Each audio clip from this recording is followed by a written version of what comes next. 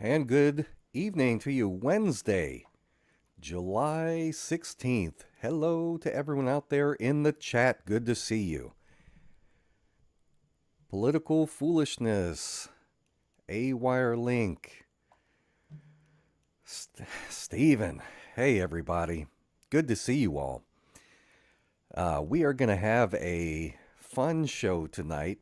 I think it's fun. I think that this topic is fun.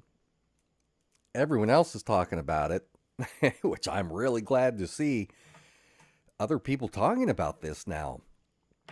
Man, I felt very alone there years ago. It's not that the Epstein story wasn't really interesting and there was a lot of dirt and it had major implications.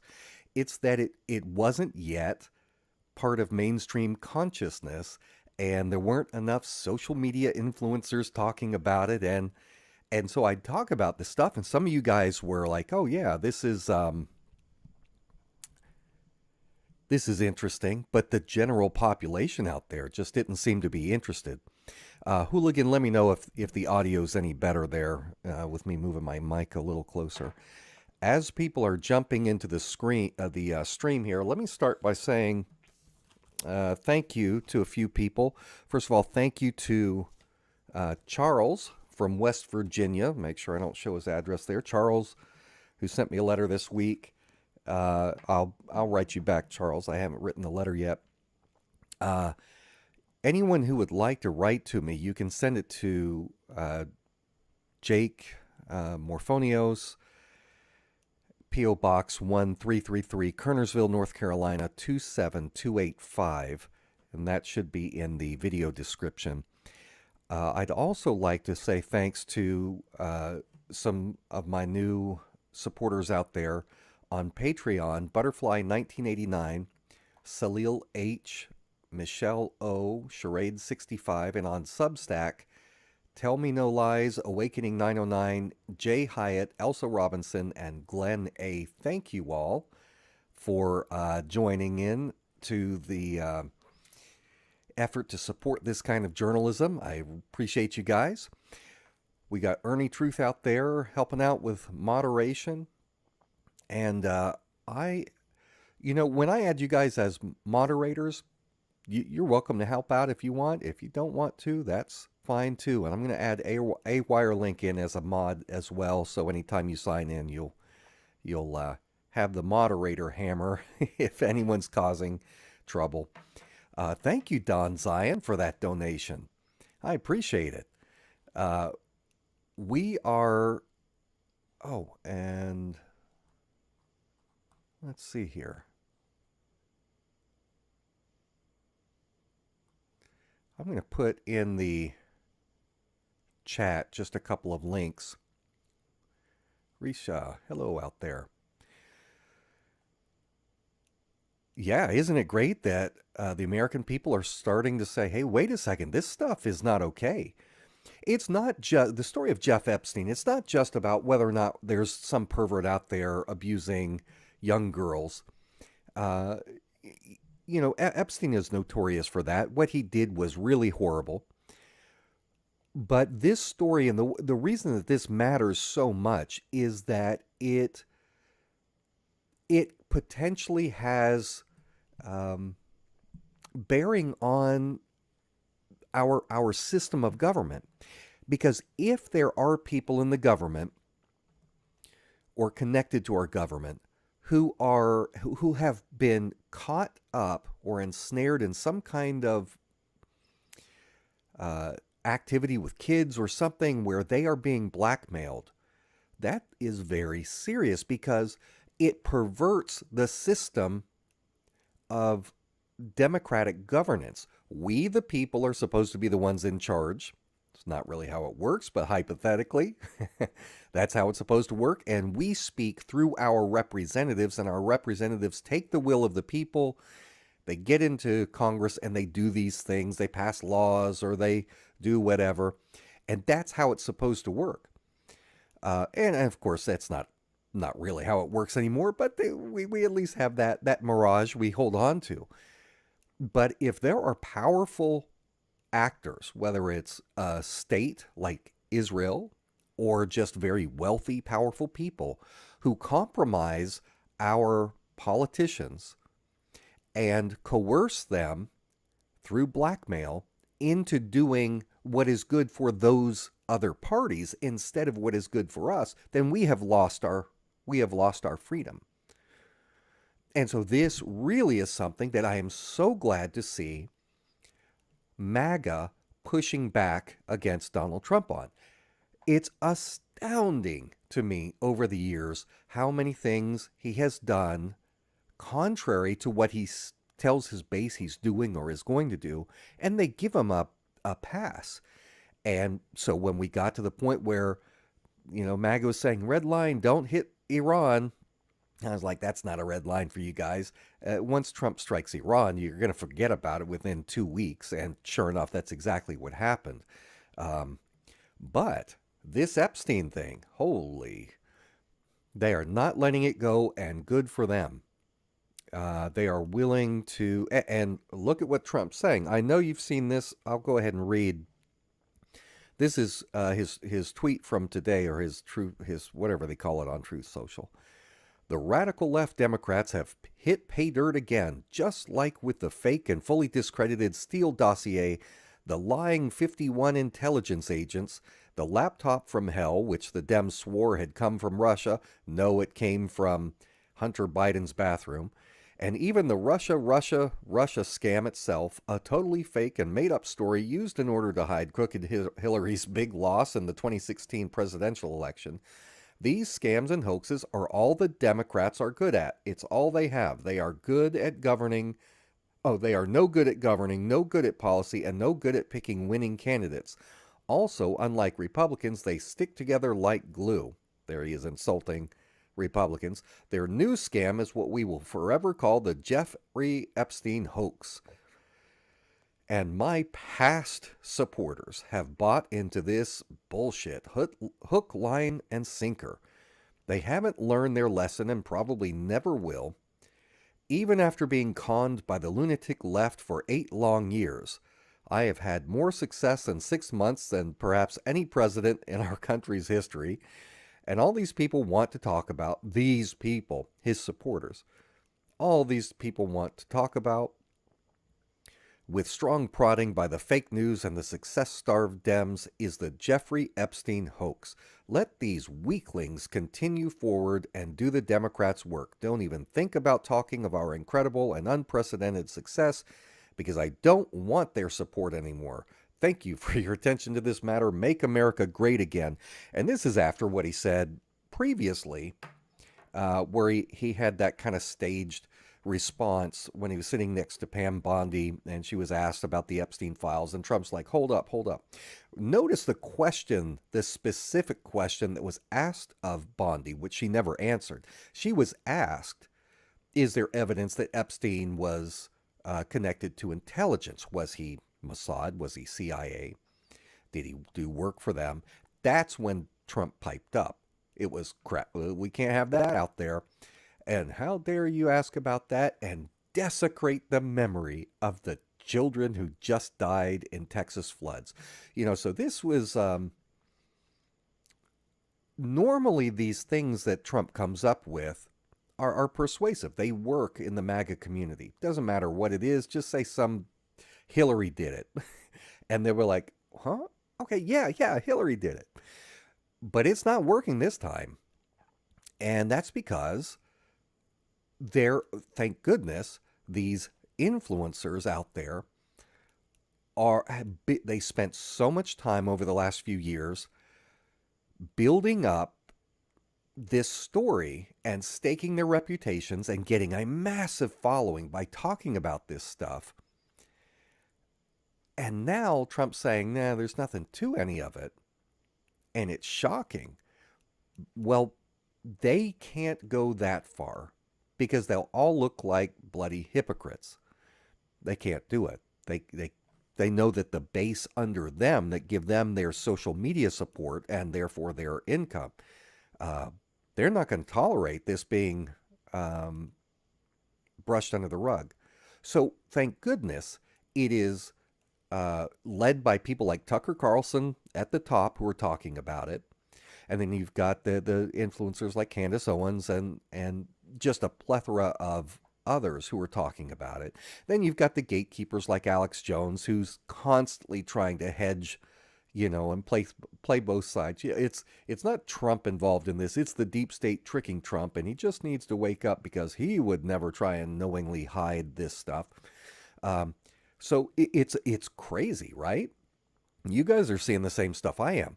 Well, uh, I am absolutely certain that Epstein is connected to Mossad, and tonight I'm going to share some information with you.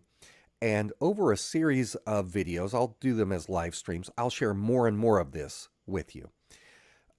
So what you're about to hear tonight from me is not the same regurgitated mainstream garbage that you'll hear from one news network to the next. Because what most news shows do out there is they'll have one piece of news information, and they'll just repeat each other's talking points. They hear Fox hears what CNN says, and they'll say it, but maybe spin it a little bit to sound good for their, boomer conservative followers.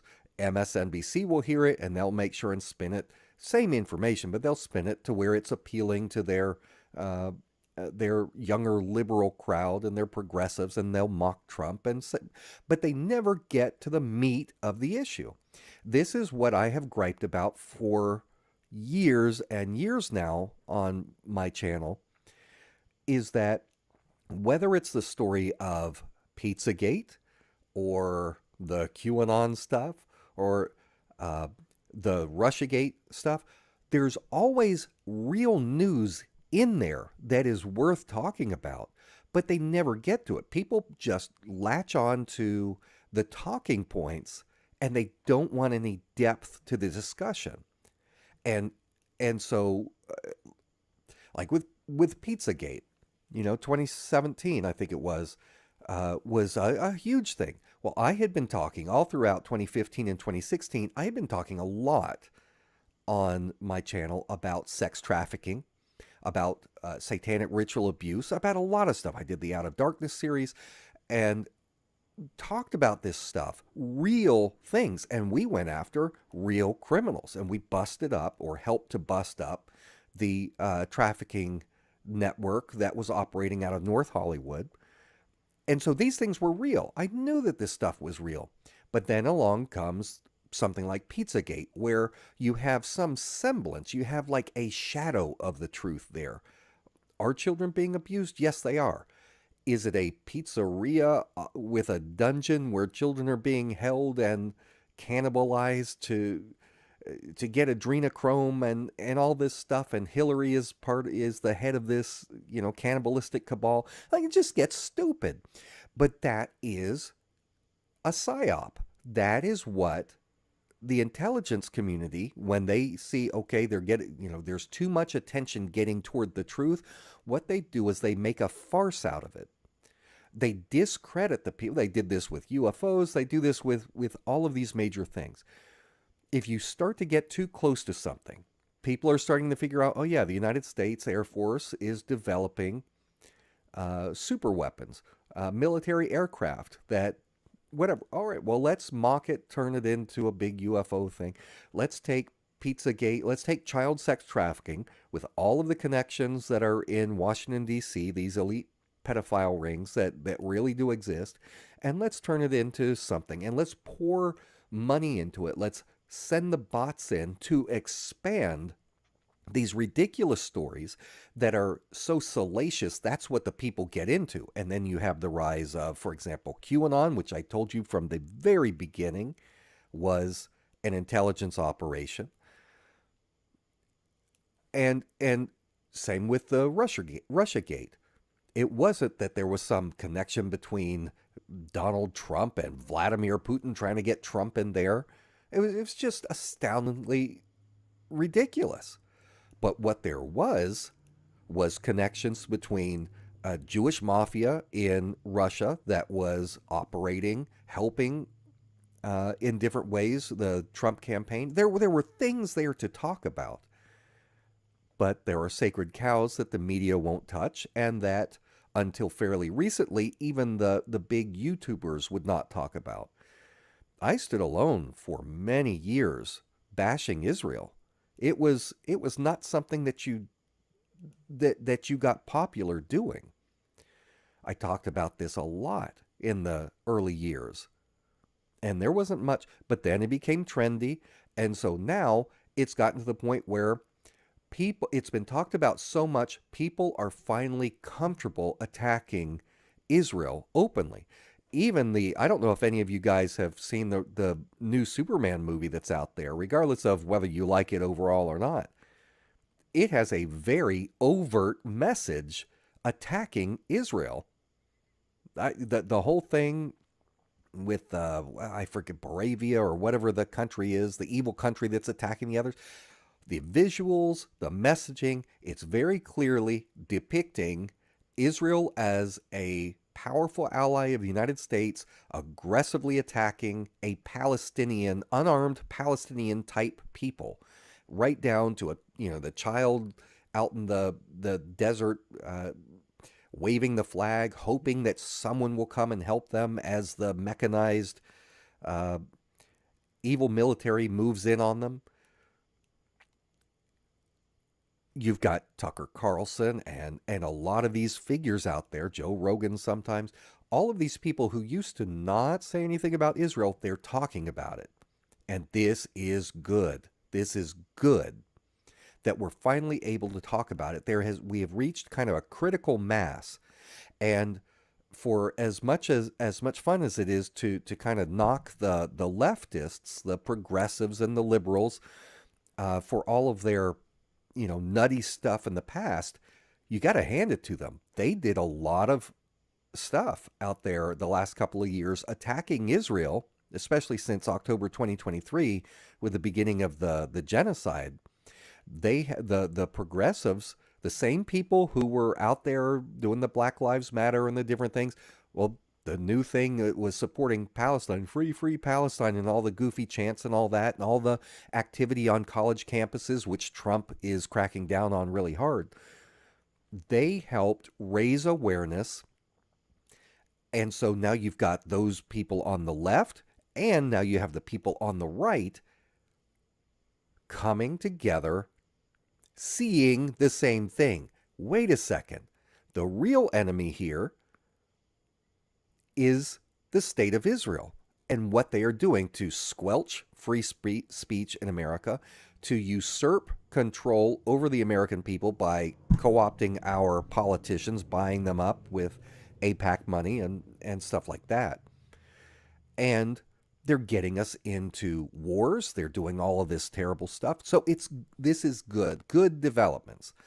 But I continue to feel strongly that the real story here is still not getting out. There's so much focus on the Epstein list. There is no Epstein list. There is no such thing. There's not a list of names. There's the little black book where he had his little black book with all the names. Well, we've had that for years. Just his contacts. That doesn't mean the people are doing anything wrong. Trump's in that. It's not a big deal. It's a piece of evidence. But what does exist somewhere out there is that Epstein amassed a massive, massive trove of video footage of powerful people in sexually compromising situations with minors, and that videotape evidence and all of the additional evidence that was collected, it's out there somewhere. And the problem with the Trump administration, from Pam Bondi to Kash Patel and Dan Bongino, is I think that they probably overhyped a lot of this because that's how, at least the Patel and Bongino, that's what made them popular with the MAGA community. We're not going to stop until we get this. Well, once they were in government, suddenly they're like, So either the evidence, they don't have much there to release, or there's a lot there and they've been told to shut up about it, and so they're now towing the line. So regardless of what it is, there is no single list, but there is a vast amount of data that they do have that they can release and that they should release. Tonight, I read the story about Jim Comey, the FBI director that inadvertently helped Trump win the 2016 election by in October, an October surprise, reopening the investigation, the FBI investigation into Hillary Clinton, which swayed masses of independents to go to Trump instead of to Hillary, and that's what put Trump over the top. Well, then Trump turned on him and eventually fired him. And well, Comey's daughter, I forget her first name, she is one of the federal prosecutors in the in New York federal district, and she is among the prosecutors who charged and went after Jeff Epstein, and charged and went after Ghislaine Maxwell, and succeeded in getting her put in prison. Now, this Comey, if anything, the Comey girl, I can't remember her first name. She was just fired today. Trump's Department of Justice, led by Pam Bondi, fired her. And we don't know exactly what the justification is yet, but we do know that in the last couple of days, Trump has been raving like a lunatic about how the Epstein files were made by Obama and Biden and Hillary, but also James Comey wrote the Epstein files to go after Trump. You know, that's part of the new conspiracy theory that Trump is pushing. So Comey has been on Trump's mind. So for one of the prosecutors, Comey's daughter, who went after Epstein and got him put in prison, went after Ghislaine Maxwell, got her put in prison, while Trump is the one who was out there saying, I just wish her well. I wish Ghislaine Maxwell well. For Trump to directly order, or Pam Bondi acting on what she assumes Trump wants, to fire Comey, that's troubling. And I think that what you're going to see unfolding over the next several months is going to be some legal activity by Ghislaine's lawyers arguing that she was improperly convicted based on basically what the Trump administration is now saying and doing. They're going to argue, well, a lot of what they're saying now is so different from what they were saying before. So what's the story here? You need to either retry me or just let me go. Now, if that fails, I think that in the coming months, I think we're going to see Trump pardon her. Clearly, Donald Trump does not give a damn what his base thinks about Epstein-Maxwell. He is on the side of the parties or the interests that are trying to cover this up. So would he cover? He's already expressed positive sentiments for her when she was originally arrested. We know, I mean, they're photographed together a million times. It was at Ghislaine Maxwell's, one of her sex parties, the Kit Kat Club in New York. I think it was in New York City where this party was, that Jeff Epstein introduced Melania Noss to Donald Trump. We know from Epstein's statements, or at least we can't know it, but Epstein claims that the first time Donald and Melania had sex, it was on his plane. That's neither here nor there. But I think that the effort to cover up is not going away. I think that Trump, if he's smart enough, what he'll do is throw some token stuff out there to try and quell the furor that is raging right now put out some meaningless, useless intel that they have on Epstein that's not going to do much of anything. Go ahead and release that. That way you can at least say you've released some stuff. See there, I did it, and see, there's nothing to it, just like I said. While the real stuff is there. Uh, so what I'm going to do tonight is I'm going to take about, I don't know, hopefully I can do this in 30 minutes, but you know how it goes. Uh, I am going to give you a a history and a backstory behind some of this that I think you'll find enlightening, because my audience, you are the kind of guys who like geopolitics, you like political conspiracy and scandal and stuff, and so I'm gonna really jump into some of this deep for a few minutes. Um, and so what I'm going to give you tonight is going to be different from the kind of stuff you'll hear from Fox News, MSNBC, and it's going to be different from what you're going to hear from even the bigger names out there that have louder voices, or at least bigger platforms than I do. I'm going to give you more than the talking points. We're going to go through some very detailed information.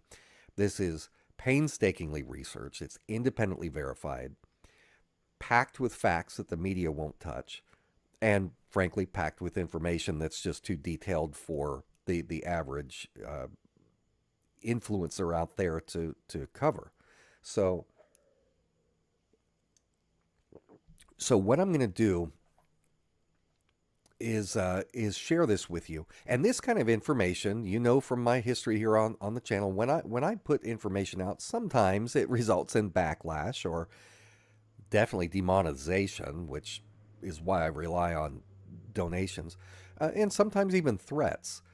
But I do it because I believe that the truth matters. I think that you all have the right to hear this information that exposes criminal networks, exposes the power players and their connections to the kind of major events that we see happening in the news. So if you appreciate what I'm doing and the time that I've invested to gather the information and share it with you, I want you to support me by doing a super chat during the live stream. And I see that some of you have donated, and I will acknowledge all of you. Don Zion donated, and there was a really great donation from Stephen Niflis, who says AIPAC seems to be a tool Israel uses to control our politics with whatever agenda they decide to push. Absolutely right, Stephen. Phil H says, love your work, Jake. So what I'm going to do is you make the donations, and for every person who makes a donation of $5 or more, and is that Ernie Truth? Appreciate you so much, Jake. Thanks for keeping us all informed. Thank you, brother. For everyone who makes a donation of $5 or more, as always, during my live streams, if you will email me afterward at jake@blackstoneintel.com, email me your username that you used during the live stream and your address, and I will send you a personalized thank you letter, not some copy and paste AI generated form letter. I'll sit there and write a letter to you because I want to be able to say thanks to people out there who are supporting this kind of journalism. Now, if you do like Ernie and donate $10 or more, I'm going to enter you into a drawing that I will do at the end of this show. And you're going to have, I'm going to spin a wheel. Let me see here if I can show this to you. All right. So you see this wheel here? I'll enter your name onto the wheel. And what you can win, if you want it, you don't have to have it, is a Jeff Epstein air freshener. Just like one of these, I thought I had brought one in. The little pine tree air fresh. Oh, yeah. It's like one of these things that you can hang down from your thing. That's what this is. This air freshener didn't hang itself. Now, I've got just a picture of it because It hasn't arrived yet. I've ordered them, but it's coming from overseas, and so just be aware. If you do win it, it'll probably be about 2 weeks before I can mail it to you, but I'll do it. So you'll be entered in the drawing for this air freshener. Didn't hang itself if you donate $10 or more during the stream. And I'll come back to this at the end of the show. We'll spin the wheel with all of the names. I'll announce it. And if you have to drop out, if you can't watch the whole show and you win, what I'll do is I'll put out my email address again, jake@blackstoneintel.com. Email me your contact information and we'll go from there. All right. And once again, I'll put in the chat here 3 links. If you cannot donate like a super chat, and actually I get a better cut if you donate through one of these other options. Blackstoneintel.com. I'm sorry, blackstoneintel.substack.com or patreon.com/blackstoneintel. If you are on either of those platforms and you support me, what you get for that $5 is you get transcripts of my reports that I do in these shows. So, for example, tonight's information, which is going to be jam-packed with names and information. If you want a copy of this, that's how you get it. blackstoneintel.substack.com or patreon.com/blackstoneintel at $5 or more. This will be posted in the morning. It'll go out in tomorrow morning's email. And you'll have access to my past Blackstone reports as well. Tons of information you won't get anywhere else. The last link that I put in there is to, I will also do this as a podcast. So if you want to listen to it afterward, tomorrow morning, I should have it uploaded tomorrow morning. Just look for any podcast platform that you use, Spotify, Apple, whatever. Just search for Blackstone Intel Report and you can follow me there. Now, one reason that I'm putting the link in there is I have done probably about 12 hours worth of reporting, detailed reporting on the whole Epstein story in the past. In fact, my podcast episode number 1 through like 15, something like that, they're all about Jeff Epstein. So go to Spreaker.com/podcast/whatever it is, Blackstone Intel, follow that link, and you can listen to those old podcasts for free. There's, of course, all that's free. All right, you guys ready? Suburban says, I've been here since the Vegas shootings, MBS. Hey, I'm going to mention MBS tonight. Hey, Cali girl. All right. One last thing before I start. You know how I am. I get off in the weeds. I know some people are like, just hurry up.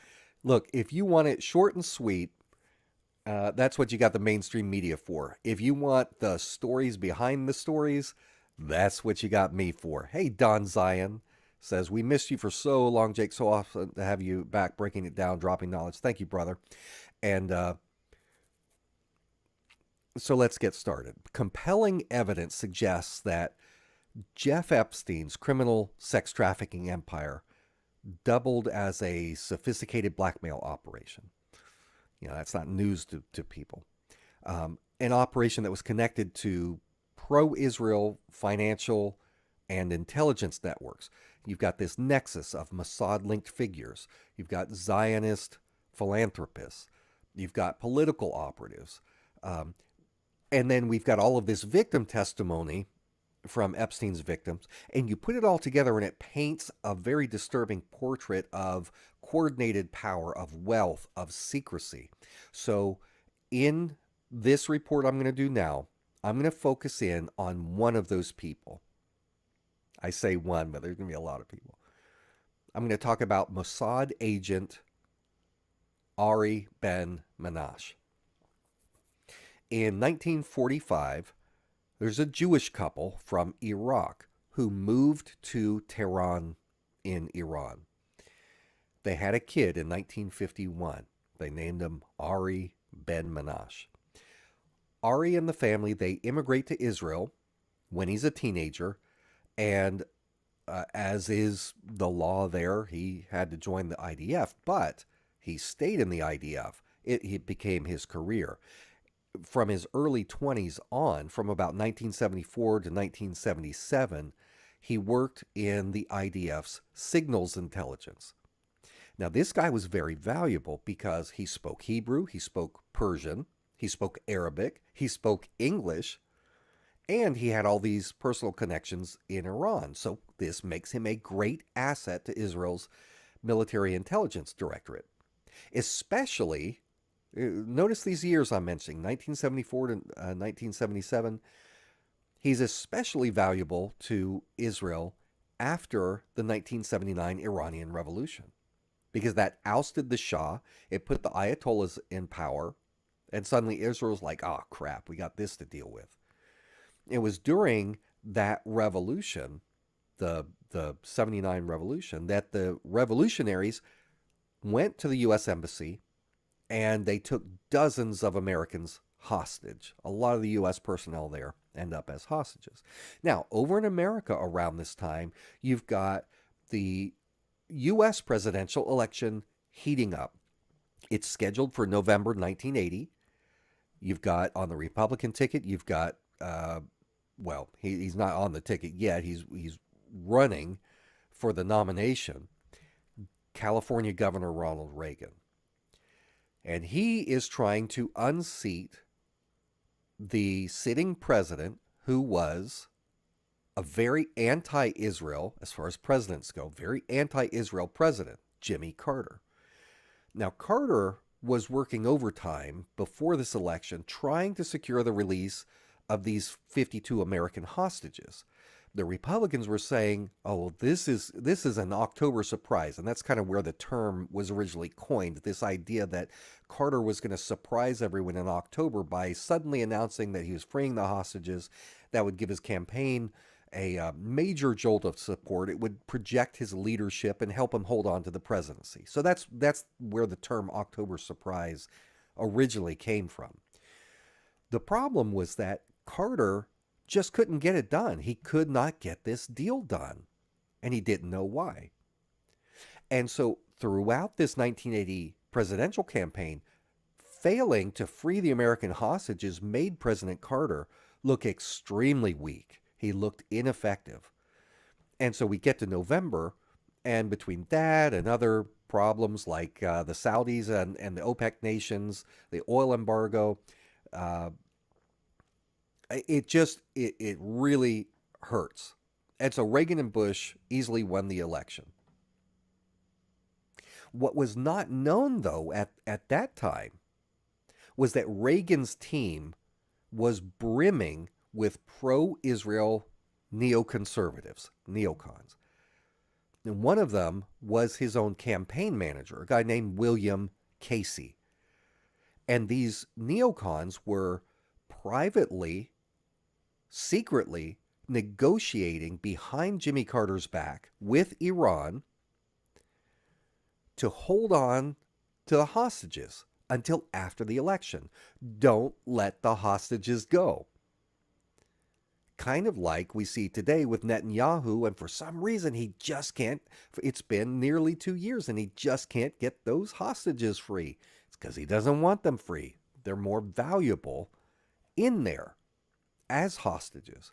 So I'm going to go into that story about the secret negotiations to keep the hostages in Tehran. I'll go into that in a minute. But first, I just want to take a second to detail a little bit about William Casey.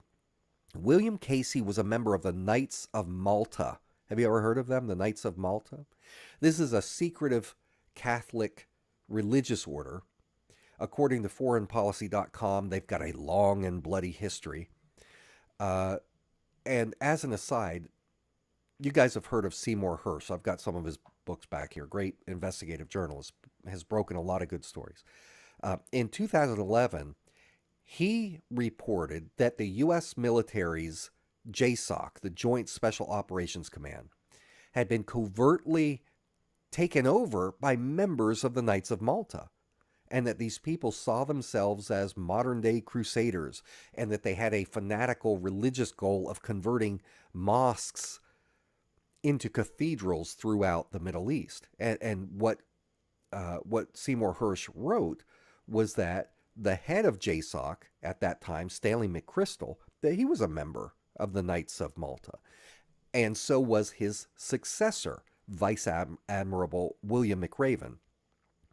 And Hersh was saying that these Knights of Malta members were not just two figures, that they were placed all throughout the positions of authority within JSOC, that it was essentially a secret society controlling JSOC. Now, what is JSOC, you ask? Okay, JSOC is a secretive, elite component of the United States military.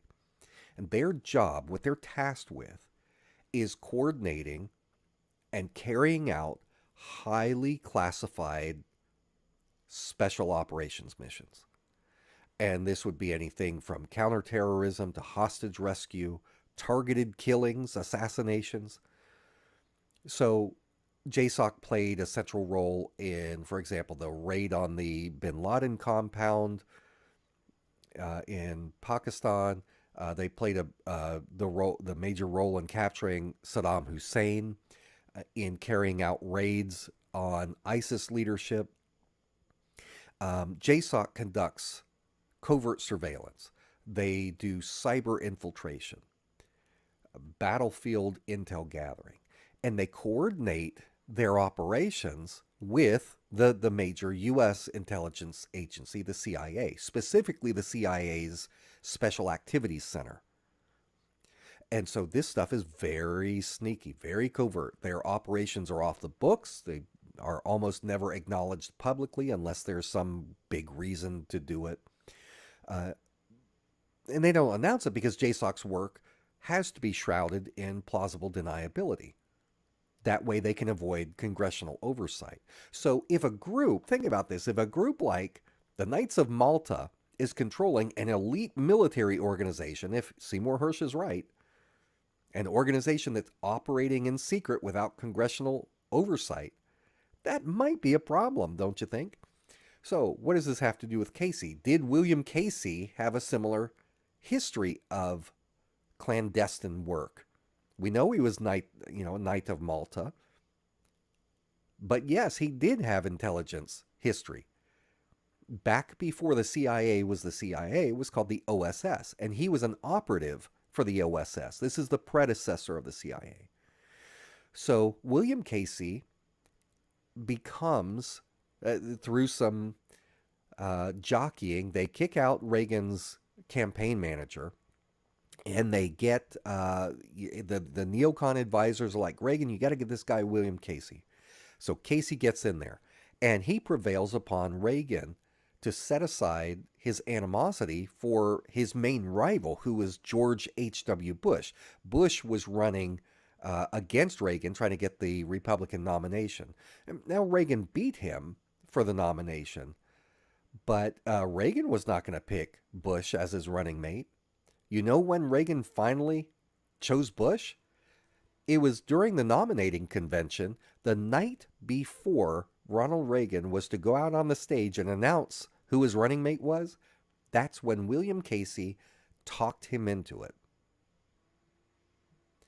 Now, who was George H.W. Bush? Well, he had been the CIA director. He was a congressman, but he was the CIA director during the administration of President Gerald Ford. So this guy's a spook. So William Casey says, come on, Ronnie, come on, Gipper, bring this guy in to the team. Put him in as VP. Just one Hinckley bullet away from the presidency, one heartbeat away. And we know that they immediately tried to assassinate Reagan. As soon as they got him in there, John Hinckley tried to kill him, and almost did, which would have put the CIA in full control of the presidency. But anyway, that's William Casey. So with this intelligence background in mind, let's look at how Casey worked against the Carter administration to prevent American hostages from being released. All right, I mentioned that the Iranian Revolution took place in 1979. It was in November 1979. The clerics, the mullahs, they come to power and they abolish the oppressive monarchy that the CIA had helped to establish under the Shah. And instead, what they did was they immediately called for democratic presidential elections to take place just a couple of months later in January 1980, late January, I think January 25th, 1980. Now, the two main candidates in this Iranian presidential election were Abul Hassan Bani Sadr was his name. This was the guy who was backed by the Ayatollah Khomeini. And then his chief opponent was Admiral Ahmed Madani. This guy was a pro-West politician, deep oil connections. Now, among the second guy, Madani, among his backers were two brothers, guys who were also neck deep in the oil trade. Their names were Cyrus and Jamshid Hashemi, the Hashemi brothers. So the revolution is in November. In December 1979 through early January 1980, the Hashemi brothers met with the CIA and they proposed this deal. They said, look, if you will funnel, secretly of course, $500,000 US dollars into the presidential campaign of Admiral Ahmed Madani and help him defeat the pro-Khomeini presidential candidate, Madani would use his newly acquired presidential powers to release the American hostages for Jimmy Carter. And then Carter could go and wave that victory around on his campaign trail and demonstrate his leadership ability. Sounds good. The CIA thinks, you know what, we're still pissed off. They were still fuming over their defeat, this Iranian Revolution, because it deposed their guy that they had in power. In 1953, the CIA, under the guidance of I think it was a grandson of FDR, Kermit Hunter. I'm sorry, not Kermit Hunter. Kermit Roosevelt. The CIA overthrew the government of Iran. They installed a puppet named Reza Pahlavi. This is the guy who crowned himself the Shah, or the King of Iran. Pahlavi was a repressive ruler. He had a secret police force. There was all kinds of acts of barbarity and cruelty against the population that ultimately led to this uprising in 1979 that deposed him, kicked the CIA out, and put the religious ayatollahs in power. I'm going to pause 1 second and reopen my chat box over here so I can see you guys. It just shut down. Bear with me.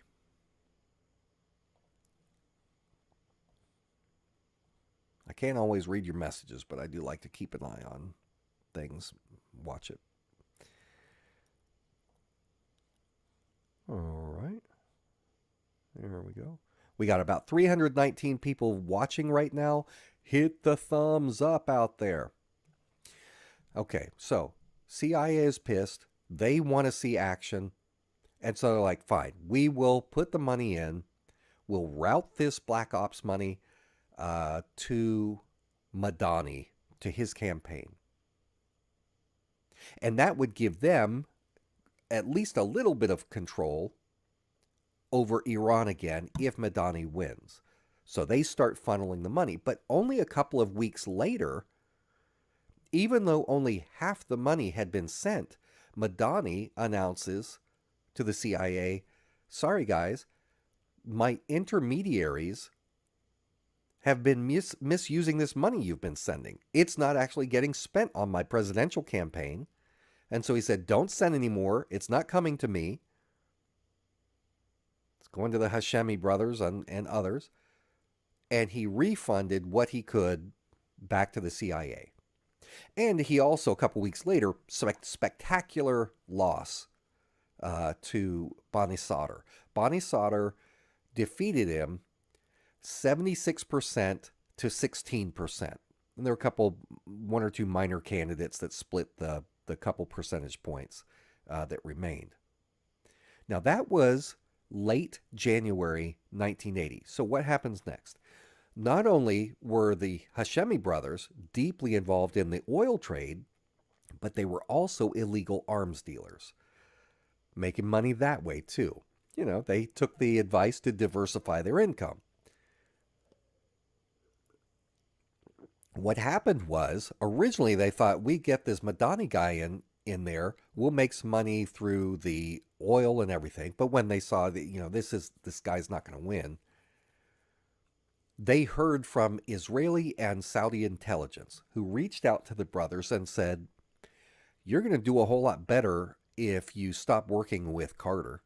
Don't help Carter. Don't do this. Do this instead. Throw your lot in with Carter's opponent, with the neocons that are aligned with Team Reagan. Now, I'm not saying Reagan himself knew about all this. I think that Reagan did not know a considerable amount of what those under him were doing. A lot of people say that about Trump, that Trump doesn't know a lot of what's being done under him. And there's probably some truth to that. But unlike Carter, the neocons in Reagan's circle, these were pro-Israel, they were pro-Saudi, they were way more hawkish, more likely to go to war, and they were far more likely to engage in dirty activities like weapons for influence schemes. Much more so than Carter. Remember, Carter he withheld military aid to Israel. He cut off military aid to Israel to force them into peace negotiations with their major rival at that time, which was Egypt. Peace is very bad for the business of illegal arms dealing. So this made sense to the Hashemi brothers to drop Carter. So just weeks after this presidential election, the Hashemi brothers start meeting with Reagan's campaign manager, William Casey, former OSS, Knights of Malta. They meet with him at the Mayflower Hotel in Washington, D.C., and they come to an agreement. In exchange for future arms smuggling opportunities under under a Reagan administration, the brothers would use their connections to prevent the Iranian government from cooperating with Carter, refuse to release the hostages. And so essentially what the Hashemi brothers did was they struck up the exact opposite deal. They wanted the Carter people, they said, we'll get the hostages released if you support us. But with Reagan, they said, you support us and we will prevent them from being released. And they made good on their promise to these neocons. In July 1980, they set up a meeting in Madrid, Spain, between Reagan's campaign manager, William Casey, along with a CIA operative, and on the other side of the table, the Speaker of the Iranian Parliament. This was a very influential Iranian cleric named Mehdi Karoubi. And then they held a second meeting where they finalized this deal. So the deal was Iran was not going to release the American hostages before the November 1980 U.S. presidential election, so that Carter could not use that. He would not have that plume in his cap. So these actions by Casey were not legal. These were violations of the Logan Act. The Logan Act prevents or prohibits private citizens from negotiating with foreign governments on behalf of the United States, at least, unless they have authorization, which they didn't. Now, the CIA's participation, that was also criminal, because CIA officers, they can't assist unauthorized negotiations with foreign powers, which is what this was. The CIA cannot legally facilitate or cover up those kinds of meetings. That's a federal crime. Using CIA assets or information or CIA contacts to advance a political campaign, that also certainly violates not just internal regulations, but criminal statutes regarding the misuse of public office. They're not allowed to collaborate with any particular political campaign. They certainly aren't allowed to engage in any effort to delay the release of American hostages for electoral gain, because that would constitute conspiracy under 18 U.S. Code 371. And you could interpret this as treason, depending on the severity of what they're doing. But as always, the CIA is untouchable, as President John F. Kennedy learned in Dallas, Texas on November 22nd, 1963. If the CIA launches a failed invasion of Cuba, they get to get away with it. If they stage false flags to ignite or to maintain or perpetuate war with, say, Vietnam, they get away with it. If they take cuts from the global drug trade to fund black operations, they get away with it.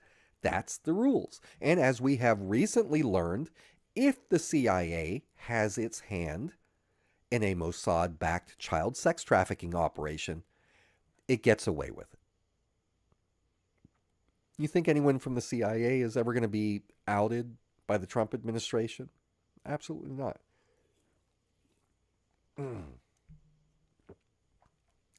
President Carter continued throughout the 1980 presidential campaign to try, though.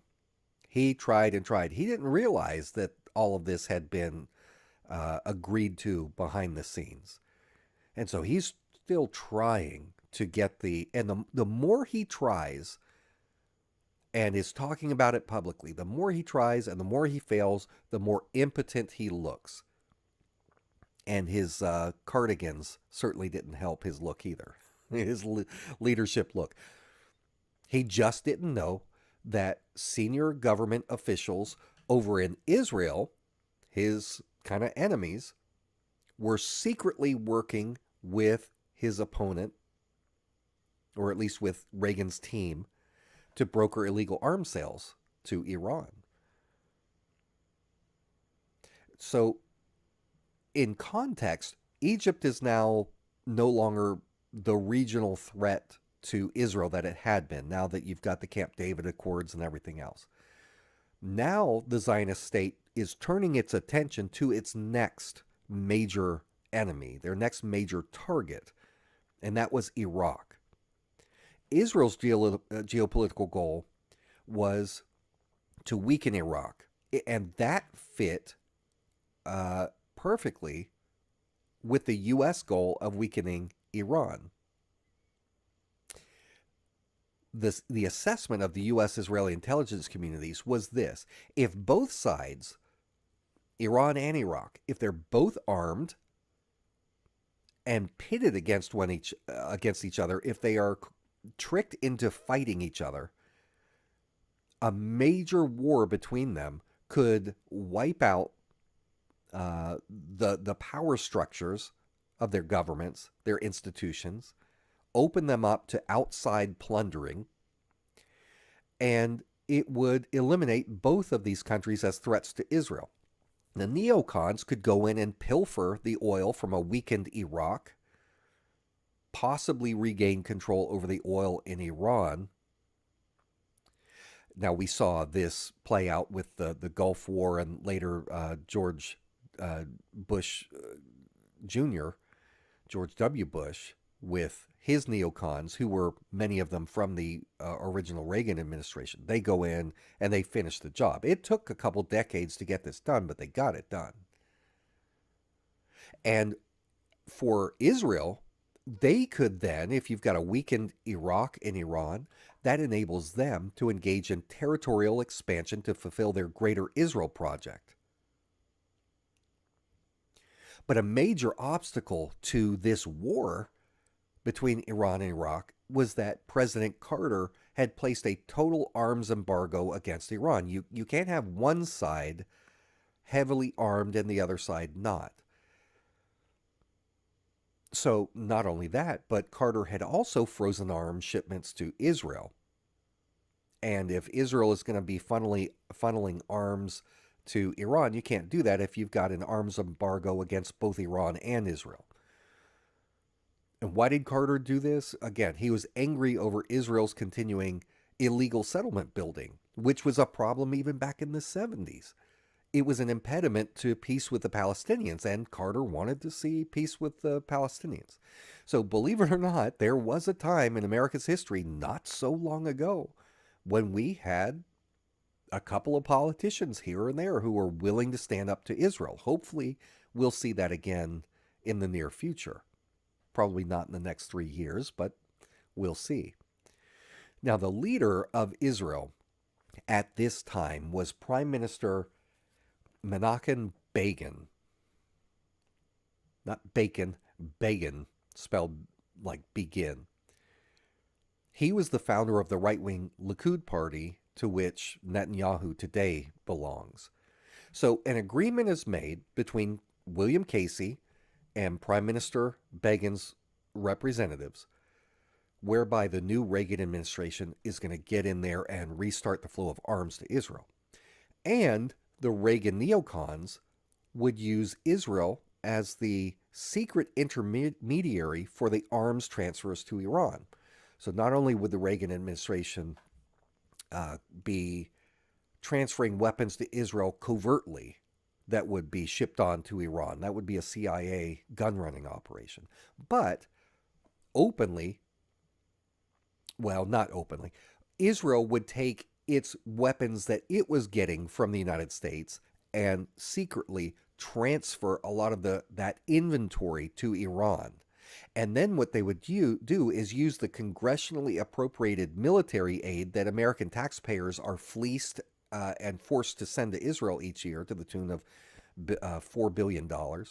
Israel would take that U.S. taxpayer money and just buy new weapons from the American weapons manufacturers. Okay, so this is definitely the military industrial complex is deeply involved in all of this. Now, a form of that scheme continues to this day, if you pay attention. But who's going to make a killing off of all of this? We've already talked about a couple of them. Cyrus and Jamshid Hashemi, and people like them. But definitely those brothers stand to make a lot of money off of these illegal arms, right? So throughout the 1980 presidential election, Carter is sinking deeper and deeper in the polls, especially because it's becoming perfectly clear he's incompetent. He can't get the hostages back, and the American people wanted the hostages back. Now, this was due in large part to the interference of the Hashemi brothers. Now, I'd stop for a second and think about what this means.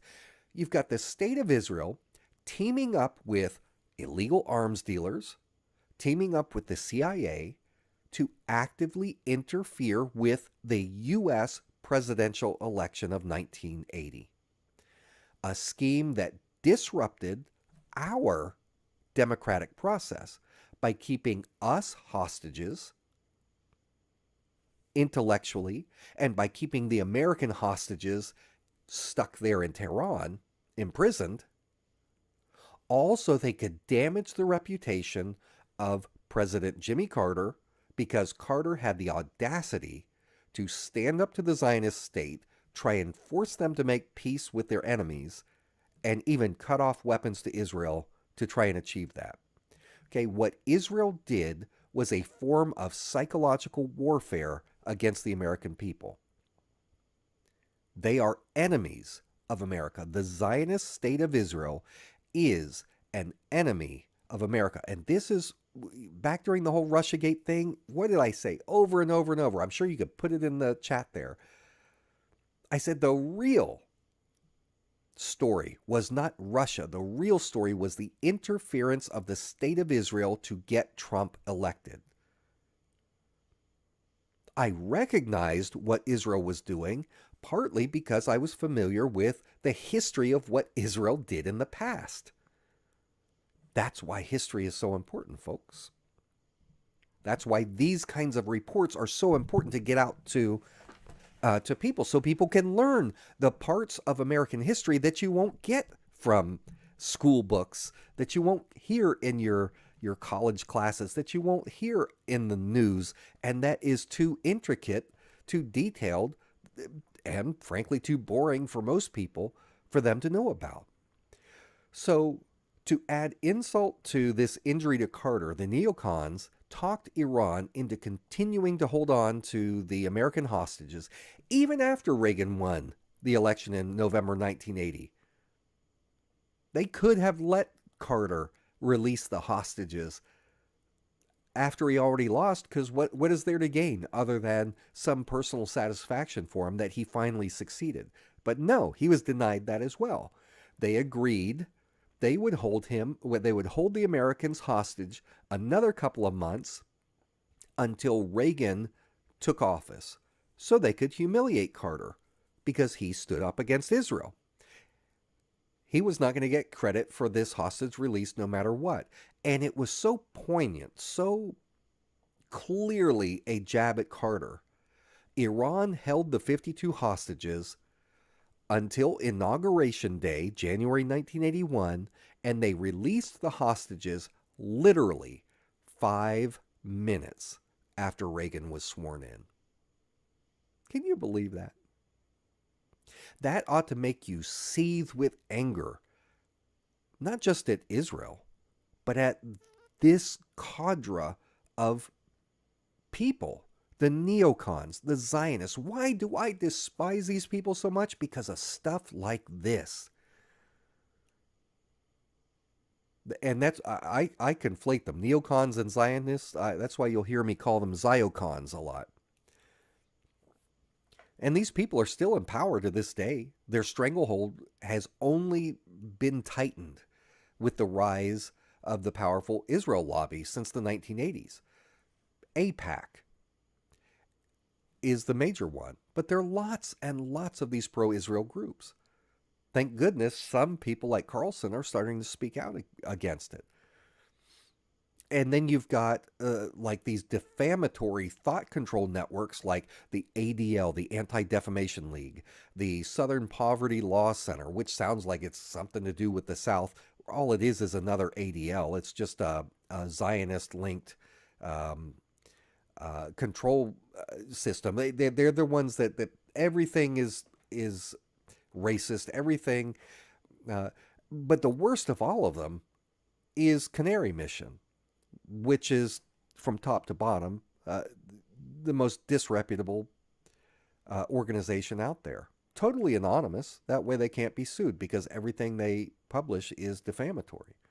Now, I'm just going to look over here in the chat real quick for anyone just tuning in.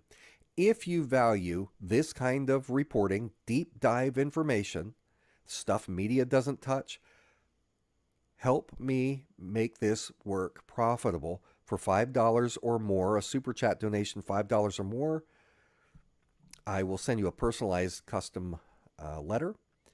For $10 or more, you'll get entered into the drawing at the end of the show for the "This Air Freshener Didn't Hang Itself." Now, returning to 1981, Reagan takes office, and in time, the arms start to flow through Israel to Iran just as promised. And the weapons were very well received by Iran because at this point they are embroiled in a vicious 8-year war.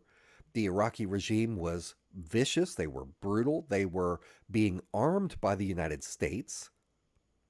And Saddam Hussein is carrying out massacres against the Iranians. He's using chemical weapons, biological weapons of mass destruction. And then you've got shipments being orchestrated by the CIA, assets like Oliver North, who I named a pig after in 1987, Richard Secord.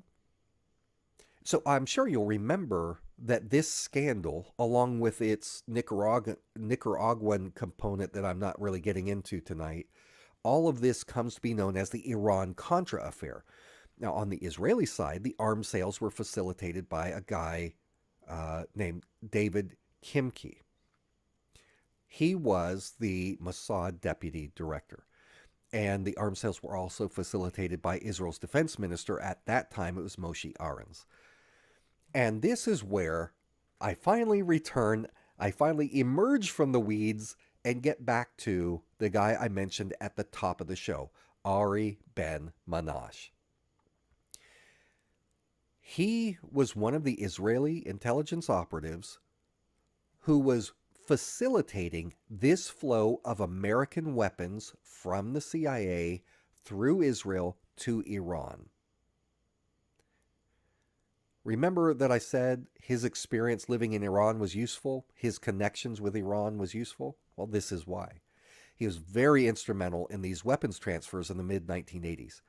This was a time in Israel's history when national power is flip-flopping back and forth between the right-wing Likud party, the left-wing Labor Party.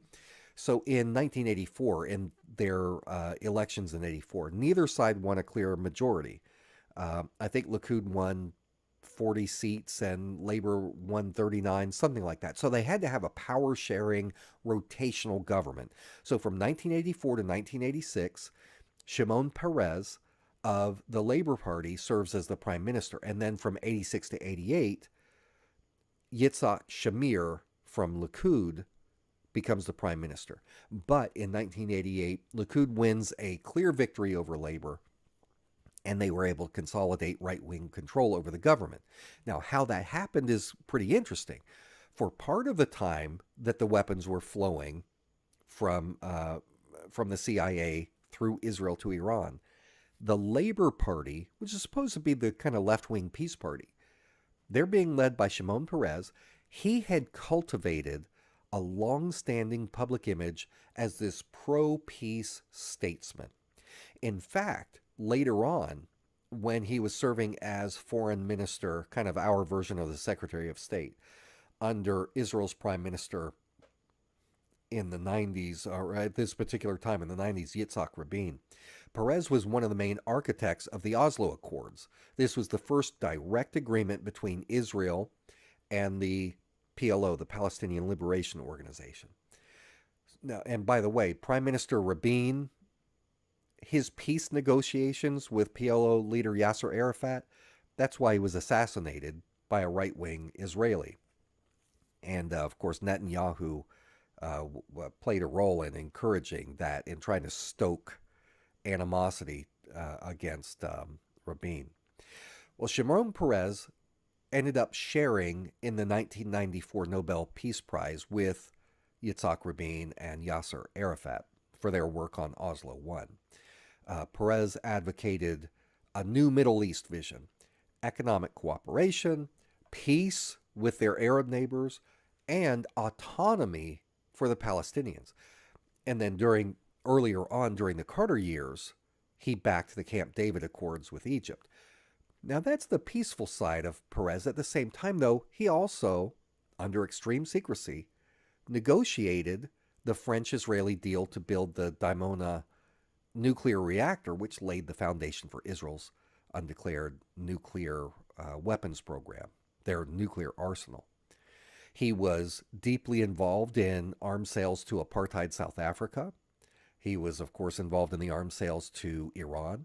And as prime minister in 1996, it was Peres who launched the military operation called Operation Grapes of Wrath. This was a military campaign in southern Lebanon that resulted in the Qana massacre, where over 100 Lebanese civilians were killed in an Israeli airstrike on a UN compound.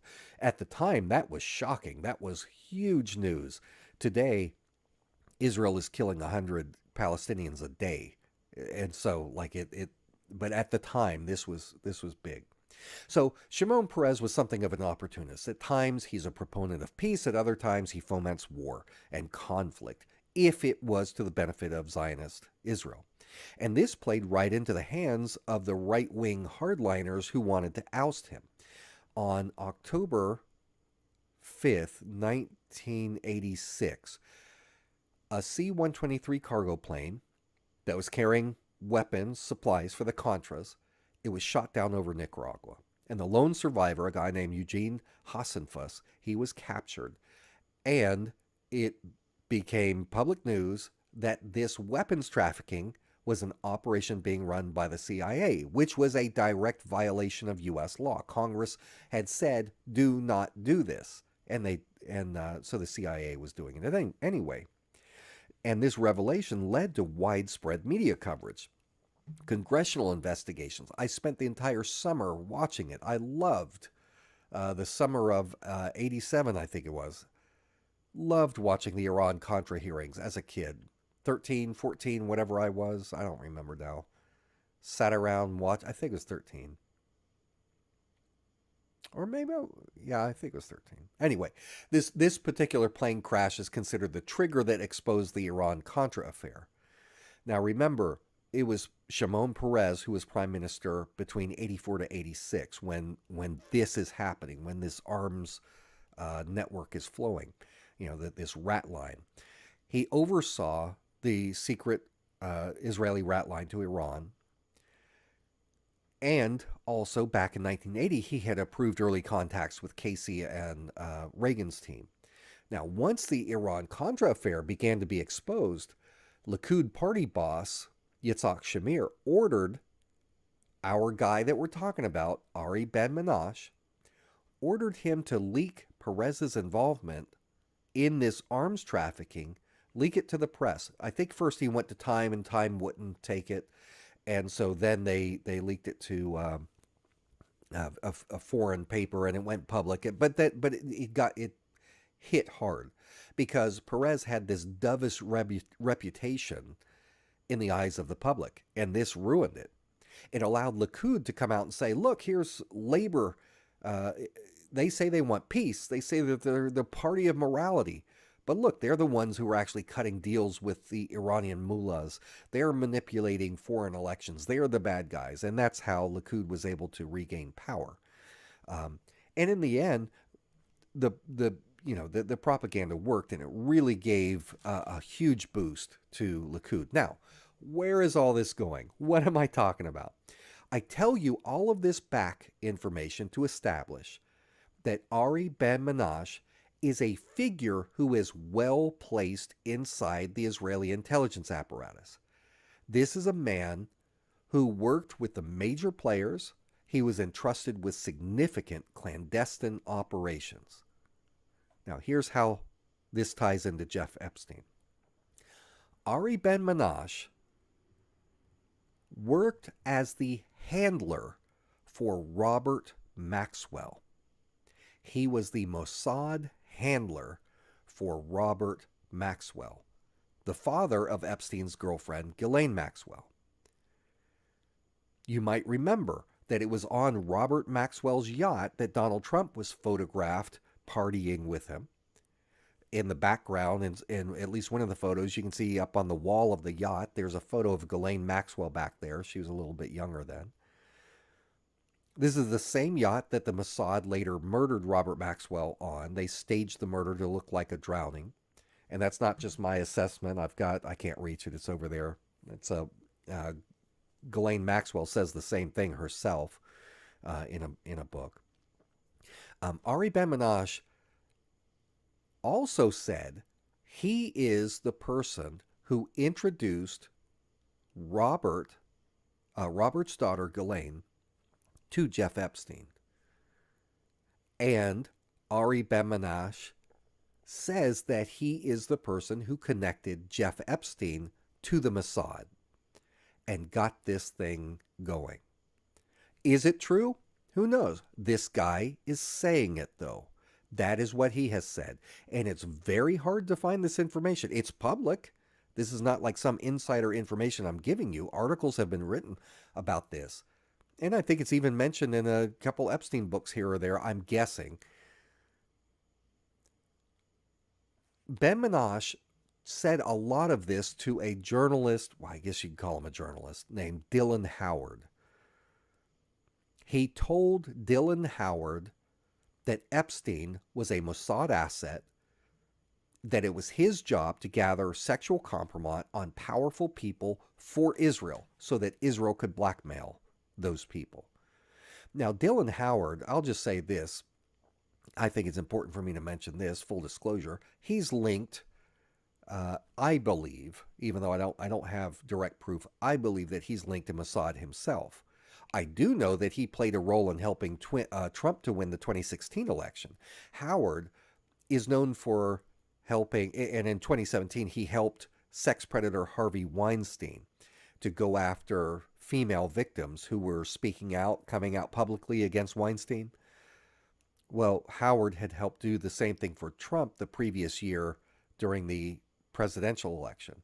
You might not know the name Howard, but you might know the name David Pecker because it's a stupid name. David Pecker owned the National Enquirer. He actually owned a company that owned the National Enquirer, several of these tabloids. He, Pecker, and Dylan Howard worked to do something called catch and kill. They would take negative stories about Trump and demolish them, hide them. So when someone came to, like the National Enquirer was known for paying big money for salacious stories. So if someone came to the National Enquirer and said, "Hey, I've got this story," like John Edwards back in the campaign for president, Democrat candidate John Edwards, it was exposed that he was having an affair, that he had a secret child. The National Enquirer broke that story. So it's not that they only do stupid stuff about, my mother is a transgender alien or whatever stuff they come up with. They also publish real stories when it's to their fits their agenda. So when someone would go to the Enquirer and say, "I've got this juicy story, I'll sell it to you," Pecker or Howard would pay for the exclusive rights to that story. They would make the person sign a very strict non-disclosure agreement where the person would get sued like crazy if they spoke out afterward. And then they would take this story that they bought, they would never publish it, and they would lock it away so that the news would never get out about Trump. And of course, they did this in coordination with Trump's fixer, Michael Cohen. Some of the stories we now know have come to light, such as how David Pecker paid a David Pecker picked a peck of pickled peppers. He paid a Trump Tower doorman $30,000 to stay quiet about a child that Trump didn't want the public to know about. Is the story true? I don't know. But I do know that David Pecker thought it was serious enough that he paid $30,000 to, I forget the doorman's name, but this public matter. They also paid Playboy model Karen McDougal $150,000 in exchange for her keeping her mouth shut during the campaign about her having an affair with Donald Trump. Most notably, Dylan Howard is the guy who connected Stormy Daniels to Michael Cohen so that Michael Cohen could pay her $130,000 in hush money so she would not talk about her affair with Donald Trump. And so what ended up happening is that Trump illegally diverted business funds to reimburse Michael Cohen for these hush money payments. He falsified business records, which is why Trump ended up with the 34 felony counts and convictions, 34 felony convictions for falsifying business records. Now, I only give you this information about the catch and kill efforts by Dylan Howard to help Trump so that I can emphasize to you that Howard is part of this network, this Zionist network, where they coalesce around certain people, in this case Trump, but other people as well. They coalesce around certain people to kill stories and keep that person going. For example, I mentioned Harvey Weinstein. In 2017, actress Rose McGowan accused Harvey Weinstein of sexually assaulting her. Howard someone for Howard interviewed the ex-wife of filmmaker Robert Rodriguez. Rodriguez did Once Upon a Time in Mexico and some other stuff. I think Rodriguez did, what was that movie, the vampire movie with, anyway, I can't remember the name of it right now. It'll hit me later. But anyway, so Howard sends his people to go interview the ex-wife of Rodriguez. Her name was Elizabeth Avalon. And they recorded her secretly saying that her ex-husband, had had an affair with Rose. Yeah, dawn from dawn till dusk. Thank you. Yeah, yeah. I'm pretty sure Robert Rodriguez did that. Quentin Tarantino was from dusk to dawn. Yeah, I think that's it. Dusk to dawn. Thank you. Uh, that one scene in the with what's her bucket? Salma Hayek. That was interesting. Anyway, they they want to destroy Rose McGowan, and so they get this dirt. Howard gets this dirt on McGowan because it wasn't public knowledge yet. He writes an email, and we have this public now. He writes an email, sends the audio to Harvey Weinstein, and assures him that the file, quote, has no fingerprints and will not be published or sent to anyone.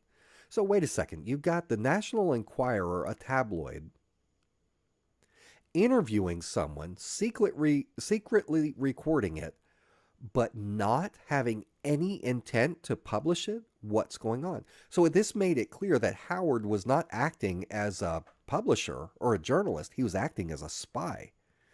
Weinstein signs, he takes this information. He's like, all right, let's get her. He signs a contract with a private intelligence company from Israel, started by ex-Mossad agents. It was called Black Cube. And they are contracted to investigate Rose McGowan, discredit her, and other victims that were starting to speak up. They went so far as to have a former Mossad agent who was working for Black Cube, a woman named Stella Pekanek. She takes this alias, Diana Phillip, and she poses as a women's rights advocate for this fictional London-based investment firm that's supposedly interested in promoting women in arts.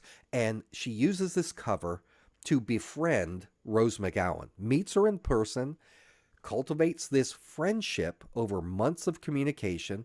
She's pretending to offer her support, partnership. Oh, I sympathize, you poor thing. In reality, what she was doing was baiting McGowan to say things. She was secretly recording conversations and reporting back to Weinstein and his legal team. And in one of the meetings, Diana tries to get McGowan to name her rapist on tape. So this Zionist network that I'm talking about is very, very dirty. And so it should come, therefore, as no surprise that Dylan Howard is rubbing elbows with the likes of a rotten Israeli spy like Ari Ben-Menashe. That's his circle. That's who he's working with. That's part of this. That's why I believe he's part of this network. Now, here is what I'm going to read a quote to you here. This is from a recording, so it's kind of choppy. But this is what Howard said about Jeff Epstein. He said, Mr. Epstein was the simple idiot who was going around providing girls to all kinds of politicians in the United States. See, effing around is not a crime. It could be embarrassing, but it's not a crime. But having sex with a 14-year-old girl is a crime. And Epstein was taking photos of politicians effing 14-year-old girls. If you want to get it straight, they would just blackmail people. They would just blackmail people like that. So let me say this again more succinctly. Israeli intelligence agent Ari Ben-Menashe says he was the handler for Mossad asset Robert Maxwell. It was through Maxwell that he gained access to Ghislaine Maxwell. Ari recruited Maxwell, Ghislaine, and used her to recruit Jeff Epstein. He described Epstein as a useful idiot. He said that Israel used Epstein to gather sexual compromise on powerful men, that Epstein would set them up with underage girls, and Israel would then use that compromise to blackmail the men into compliance with Israel's needs. Now, is this true? Again, how would I know if it's true? But that's what this well-respected, at least back then, he was well-placed, well-respected within this community. That's what he says. Now, I'm going to elaborate just a little bit more. The scheme you probably know is called a honey trap. Well, this honey trap was not just a simple blackmail operation. They were doing more than that. Israeli cameras were set up everywhere. The Mossad went in and they set up cameras everywhere in his properties. He had a lot of properties. All these apartments and these houses, of course, everything on Epstein Island, Little St. James, or Little. Not only that, but also his devices that he had. His cell phone got spy tech on it, so that he can record everything as he's talking to people. Because they were not only doing the sexual compromise, this was also an information mining operation. Epstein was meeting with some of the world's leading scientists, like Stephen Hawking. You know, the guy in the paraplegic guy, his head's like this, and he can only can talk through the robotic voice. The guy who is photographed at a party on Epstein Island. Epstein had a submarine that would take guests out there sometime, kind of like in the TV show Lost. Stephen Hawking, according to, it was either Maria Farmer or Virginia Roberts, one of the two of them said that Hawking participated that particular night in a big sex orgy with multiple other guests that were there with these underage girls. Now, is that true? I don't know, but that's what one of the victims who was there said. So Stephen Hawking is a leading scientist. Then you've got corporate bosses like Bill Gates, who is, of course, he's super well placed in the business world. Super rich man. He was the richest man in the world at the time. He is meeting there at Epstein Island, right? So Epstein is getting these people to share highly confidential information about what they're doing. They don't suspect. They don't know what he's doing. They don't realize that he's collecting this information and it's being passed through him to the Mossad onto this Zionist network where appropriate. These people who are very wealthy, very well placed, using this information. Now, as an example of this, former Israeli Prime Minister Ehud Barak, right? You've seen the pictures of him coming in and out of Epstein's apartment. You've got the gaggle of young women there around him. Well, of course, sex was involved. Had to be. But there was more to it than just that. Barak, and not Barack Obama, Ehud Barak, and Epstein, they worked together backing an Israeli company that developed a spyware app called Smart 911.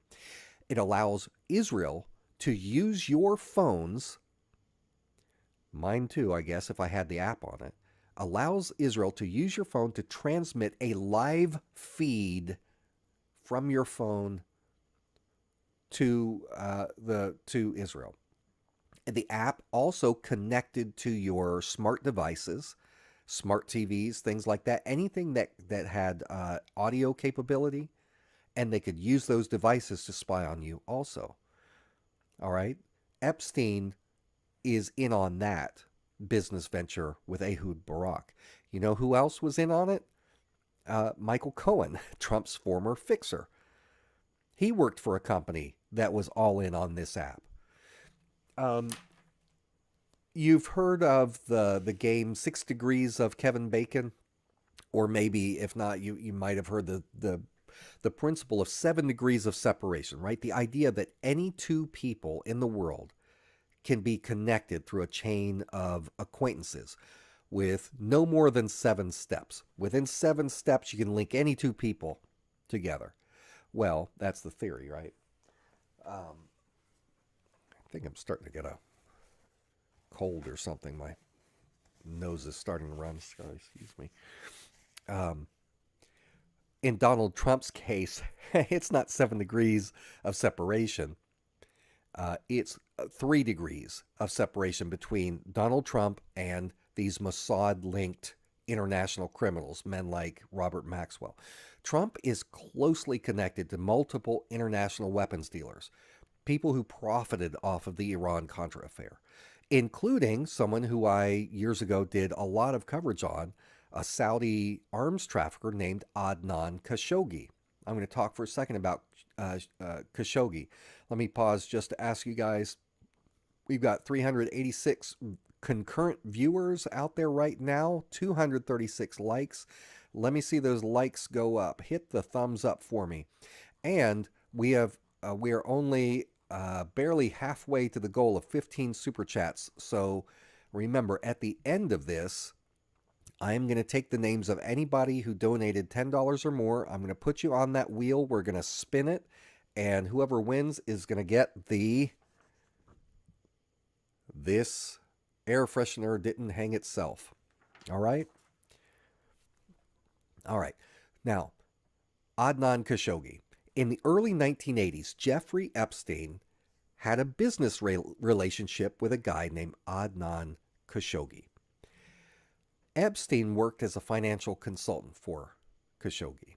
He helped Khashoggi with money movements, with moving money around, basically helped him to launder dirty money. He provided consulting connections through Europe and the Middle East. Epstein was part of a huge network. Now, Khashoggi built an empire mostly through a holding company called Triad International Holding.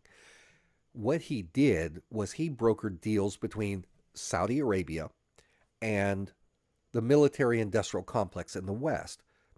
Defense firms like Lockheed Martin, Raytheon, Boeing. At his peak, Khashoggi's net worth was around $4 billion. This is in the 1980s. Now, among his many assets, Adnan Khashoggi owned a $100 million, 282-foot luxury super yacht called the Nabila. This thing had its own movie theater. It had a helipad. It had its own hospital aboard. It had gold-plated interior. And it was such a famous boat that it appeared in the James Bond film Never Say Never Again. So go check that out. When Khashoggi, though, got into trouble, financial trouble, legal trouble in 1988, due to all of this fallout from the Iran-Contra affair, he had to raise some money. He had to liquidate some stuff. So he sold his yacht to Donald Trump. It was a $100 million yacht. He sold it for $29 million to Trump. But to avoid scrutiny, instead of a direct sale, because this guy's a international arms dealer, what they did was they ran it through an intermediary, through the Sultan of Brunei, is how it was transferred.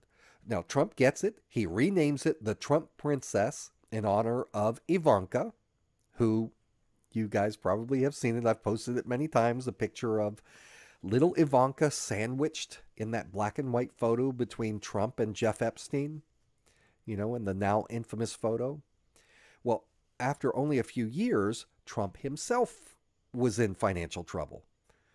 Remember, he's had 6 bankruptcies. He was saved from bankruptcy through the instrumentality of Rothschild banker Wilbur Ross, who as president Trump appointed as the U.S. Secretary of Commerce.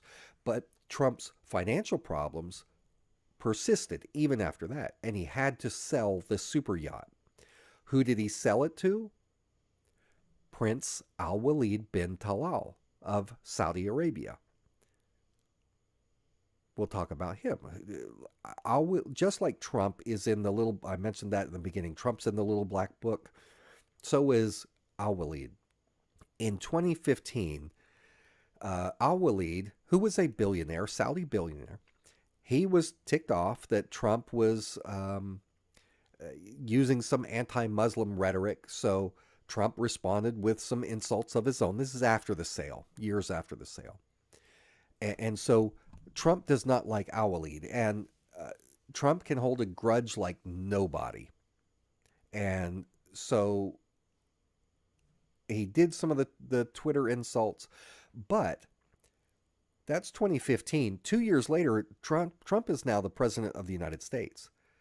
And Trump helped Saudi Crown Prince Mohammed bin Salman, MBS. He helped bin Salman after Salman kidnapped al-Walid and over 200 other wealthy, powerful Saudi citizens. MBS held al-Walid hostage for months in a Ritz-Carlton hotel. And did Trump criticize this? No. This is a huge coup. Trump publicly endorsed this purge by MBS. What else did he do? Trump's education secretary was Betsy DeVos. Who was she? She was the sister of Blackwater CEO Eric Prince. Blackwater changed its name to Academy. Eric Prince. Eric Prince had a business relationship with Trump. Trump was using some of these Academy mercenaries in Afghanistan and elsewhere. Trump was aware that Eric Prince's mercenaries were in Saudi Arabia training Saudi forces, and Trump knew that some of these Blackwater mercenaries were helping MBS by torturing some of these people that were being held prisoner by MBS until they agreed to sign over billions and billions of dollars. Al-Walid alone signed over billions of dollars to Mohammed bin Salman in order to get his freedom back. Trump knew all this was going on. And Trump was also aware the following year in 2018 that Mohammed bin Salman kidnapped journalist Jamal Khashoggi. Who was Jamal Khashoggi? He was the nephew of arms trafficker Adnan Khashoggi that Trump had bought the yacht from. So MBS has Jamal murdered inside the Saudi consulate in Istanbul, Turkey. Do you remember this? They were trying to figure out how did the body get disposed because they didn't see it taken out, and they assumed that what they did was they ground it up and liquefied it and poured it down a drain. Jamal Khashoggi had legal permanent resident status in the United States. He lived in Virginia. He wrote for the Washington Post, which is probably another reason Trump hated him. So the U.S. intelligence community was pissed about this murder because Khashoggi undoubtedly was an asset for the CIA.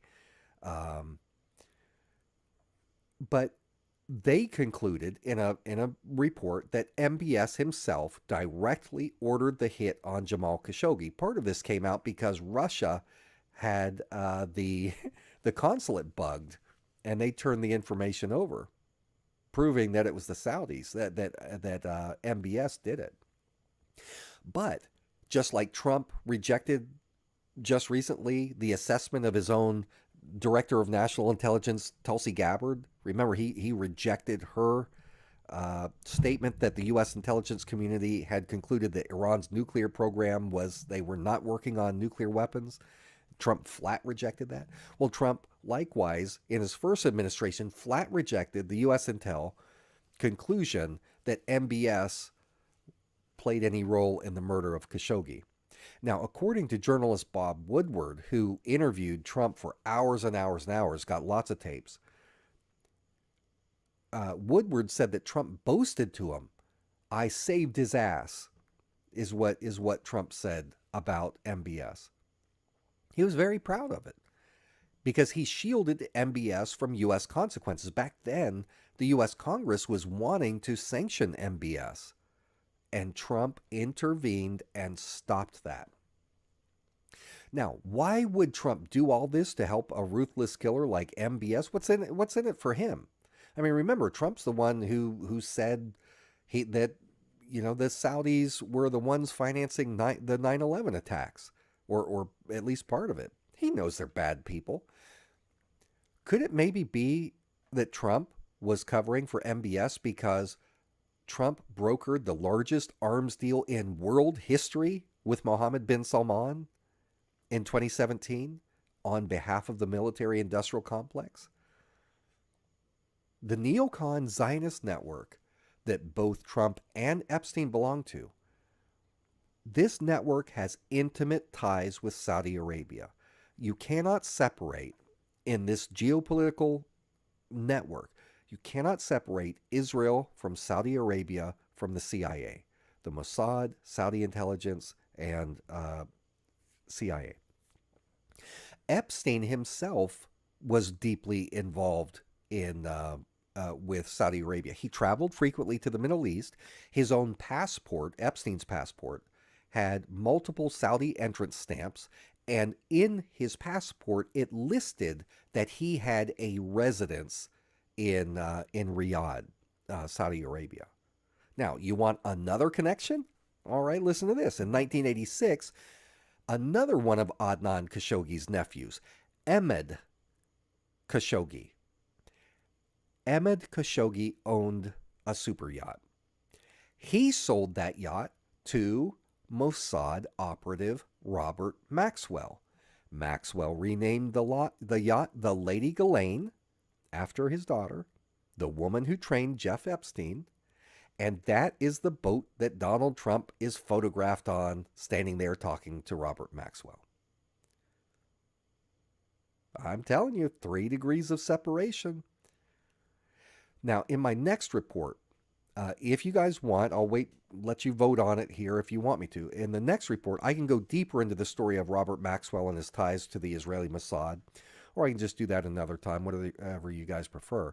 But I'll conclude this by restating my opening point. There is a significant amount of evidence that Jeff Epstein was running a criminal sex trafficking empire that doubled not only as a sophisticated blackmail operation, but that he was also connected to pro-Israel financial and intelligence networks. And this nexus of intelligence-linked figures, some of which I have named in this episode, this group of Zionist philanthropists, we can talk about mega groups some other time, this cabal of illegal arms dealers like Khashoggi, these political operatives like William Casey, combine it all together into this network. And it paints a very disturbing portrait of coordinated power, of wealth, and of secrecy. Many, many powerful people, both foreign and domestic, got ensnared in that vast Epstein-Mossad blackmail operation. Powerful people, including people who have close connections to Donald Trump himself, and, just as important, close connections to the handlers of Donald Trump, his Zionist backers. So it is critical to these people who bought the presidency for Trump. It is critical to them that the Epstein files not be made public. And that is why you will never see Donald Trump make these files, the significant ones, public. That is why you see right now what nobody can understand is, what is Donald Trump doing? Throwing his own supporters under the bus? Tweeting out, calling his supporters weaklings? Telling them he doesn't want their support, he doesn't need their support if they believe this Epstein stuff? This effort by Trump to snuff out any public interest in the criminal empire and the network that Trump has belonged to for much of his adult life. Is Trump himself a compromised individual in the Epstein files? I don't know. But I know this. People that Donald Trump is deeply, deeply connected to in this network, they certainly are compromised in these Epstein files. And that is why Donald Trump will never allow the full unredacted files to ever see the light of day. Shocking stuff, isn't it? Well, what do you think? I'll cut it off there. We could go off into so many, branch off into so many other things, but I suspect that I've been talking for too long here. It's been about 2 hours, so much for 30 minutes. What do you think? I'll have to go back and read your comments because I'm sure there have been a lot of interesting points that you guys have made. I'll check it out after the show. But let's do this. I need to look here at. I'm going to take just a second and make a list of the people who have made the donations. And somebody's going to win that air freshener. Stephen Niflis. Now, this is for the people that did the $10 or more. And while I'm doing this, if anyone wants at the last second to be part of this this drawing for the Jeff Epstein air freshener, now is the time to get that $10 donation is in. All right, so I've got Stephen Niflis. We've got Ernie Truth. And thank you to everyone else. I'll thank Don Zion. Thank you, Don. Thank you, Stephen. Thank you, Phil H. Thank you, Ernie Truth. Thank you, Suburban Shaman, who says, I've been here since the Vegas shootings, MBS. Don Zion, I am going to put you in there, Don Zion, on my list. Thank you, because you also did that additional one. Thank you, sir. Mia Sagara, thank you so much, Mia. Sagara, thank you. Risha K. Metter, excellent information as always. Thanks, Jake. Sean A.R., thank you, Sean, who just got that donation in. All right. I am... Sean says hi. Thank you, Sean. I'm going to go over here. Let me go ahead and... if I see any others pop through... and I just want to make sure if there was anyone that did like 2 donations of $5 or more, that would count as well. But I think I've got it all. If I'm missing anyone, please put it in the chat. I'm just going to take a second to put these names in to the wheel.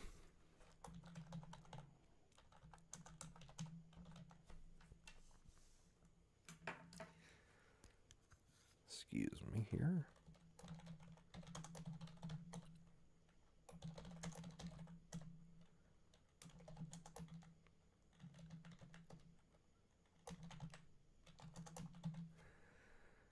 Okay.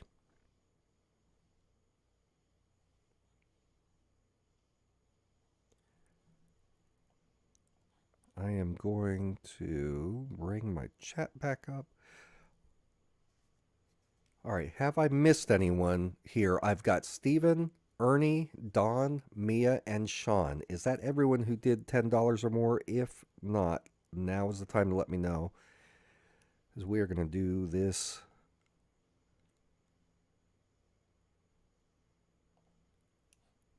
wheel here.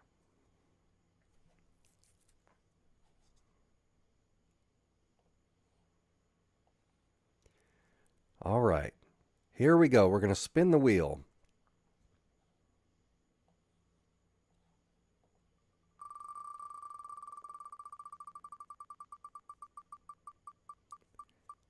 And the winner of tonight's drawing is going to be Mia Sagara. Don's lying. It was so close there, Don. Mia Sagara.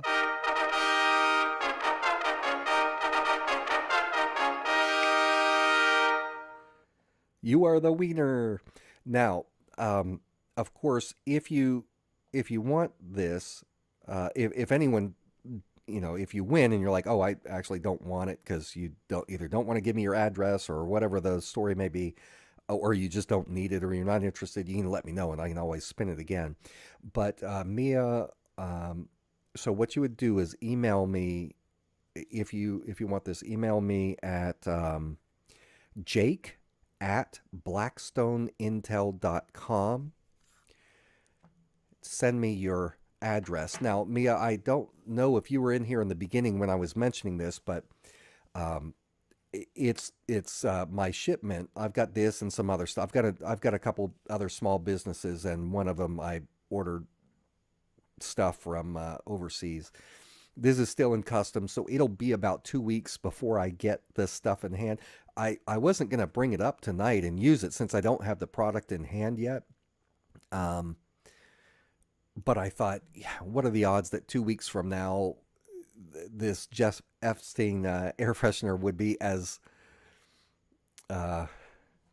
as popular? Now, um, I will do another Jeff Epstein air freshener drawing the next time as well. So anyone will have the chance in a the next show to win one. Now, for everyone else, if any of you would like the $10 or more or $5 or more, any of you guys that want a personal letter from me, just send me um, your contact information to Jake at blackstoneintel.com. Just make sure I know what your uh, handle is, your username is here, so that I know who I'm talking to. Because sometimes usernames are not the same as the names you want me to mail stuff to. Very good.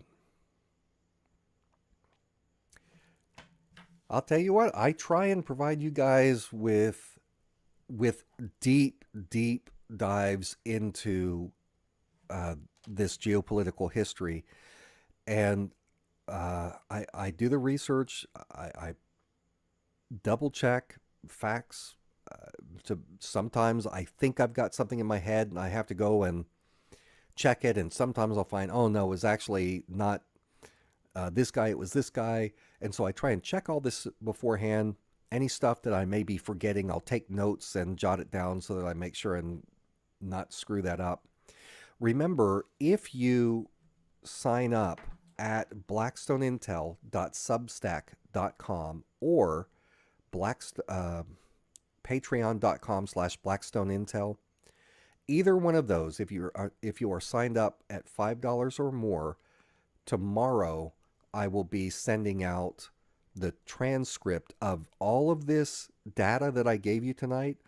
It basically comes out to about 15 pages of information, 15 typed pages of information. So if you want that, is it worth $5? I think so. You just go there and sign up, and you'll get it. It'll be delivered tomorrow by email. And plus, guys, on Substack, this is a way that you guys can support my work. Remember, if this isn't profitable, if I can't turn a profit on this, then I'd still do a video now and then, but it would be much more rare because it's just time consuming to do this stuff. But I love it. I enjoy it, and I think that it's important. So anyway, for next time, what would you guys like me to talk about? Today is Wednesday. I could possibly do a live stream tomorrow. If not tomorrow, then I'll do one Friday. What would you like me to do next time? Do you want me to continue to go through this kind of Epstein stuff since it's in the news, or do you want me to cover something else? Tell me down in the chat there. Anomander, I will definitely be doing at least one a week. At least one live stream a week.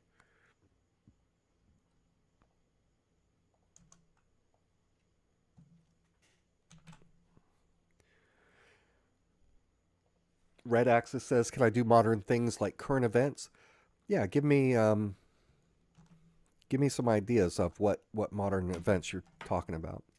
I'm putting in the chat there again the link to my Spreaker. JC Cat says Epstein all day every day. So JC Cat, if you want tons of stuff on Epstein, that's why I put the Spreaker link there. Spreaker is just the podcast host that I use to upload my podcast files. So you can follow that link and listen to my shows there, or you can go to whatever whatever platform you use to get podcasts, look up Blackstone Intel report. But I've got hours and hours and hours of Jeff Epstein material on the podcast. Go back. You can start with actually podcast episode number 1.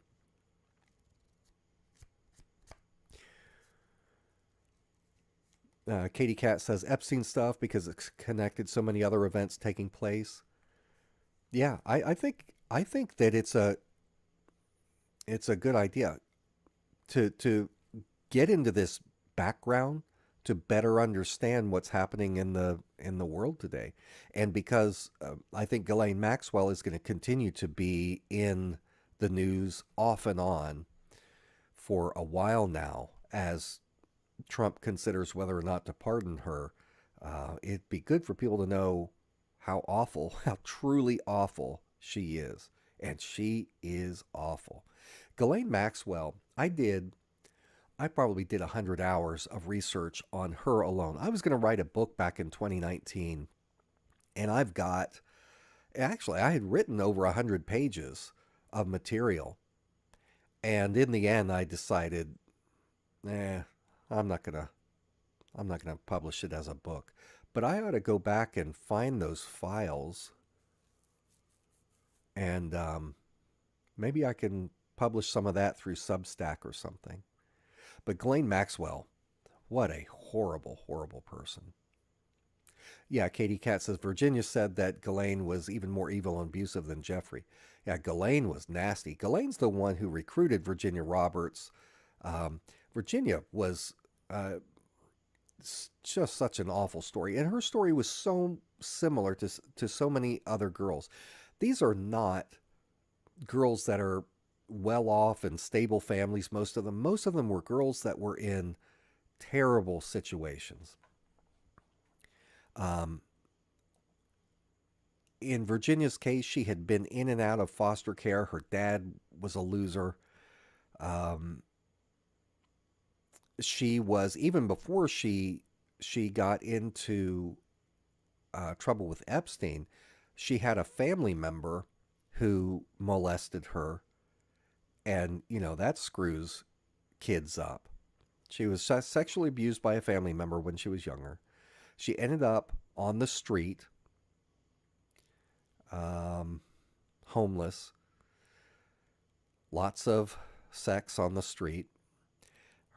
She eventually got into the house with her dad, and her dad was working at Mar-a-Lago as I don't remember. I think it was a groundskeeper. It was some kind of manual labor job. I think it was a groundskeeper. But anyway, he was able to get her a job there as the towel girl in the spa, the massage where they had the massage rooms and everything. And so she would sit there, and she was reading a book when Ghislaine Maxwell, remember, Ghislaine Maxwell and Jeff Epstein were at Mar-a-Lago all the time. Trump was huge BFF of Epstein for years. So Ghislaine came into the massage parlor one time, and here's this young, pretty blonde girl. I think she was 15 at the time. Maybe she was 16 at the time. And she was reading a book on massage because Virginia kind of had this dream, well, maybe I can become a massage therapist myself. And Ghislaine, with her, prim British accent, starts talking to her, and she's like, hey, if you're interested in this, well, I can help you get started. In fact, why don't you come with me? We'll go meet this guy, and he needs a daily massage.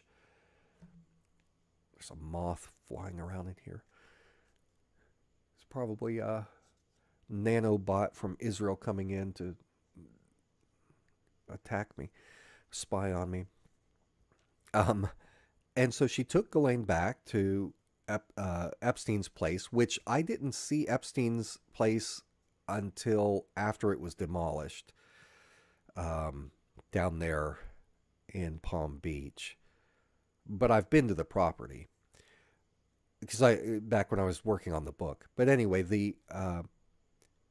took her in, and before the night was over, she was Epstein's laying there naked, and Maxwell is teaching her, this is what you do this way. He likes this, he likes this. And then it became sexual. And before it was over, they were having sex with her. And Maxwell actively participated in a lot of these trysts. And Maxwell did it for her own gratification. She was bisexual. It was not just guys she was into. Um, she would have sex with the girls too. Horrible person. Yeah, Katie Cat says generational abuse makes the biggest victims. And it's true. Oh, Virginia. I exchanged a couple messages with her years ago when I was working on this stuff. She was very apprehensive, very good reason to be very nervous between all of the lawsuits and also NDAs that she has signed during some of these lawsuits, and also just fear. She doesn't know who to trust. And it was rough. She had difficult personal life. She ended up the way that things ended for her with Epstein was he sent her. She had kind of aged out because he only wanted the young girls, and she had, she's like 19, 20 years old, which is too old for Epstein, or it's not according to his preference. And since he had plenty to choose from, why would he, stay with her? Sorry, someone said my volume's way too low. Hopefully this is better. So what ended up happening is she said, hey, look, will you pay for me to go to massage school in Thailand? And I lived in Thailand for a couple years. There was quite a few places willing to teach you how to do Thai massage there, among other things. So Epstein said, look, I will pay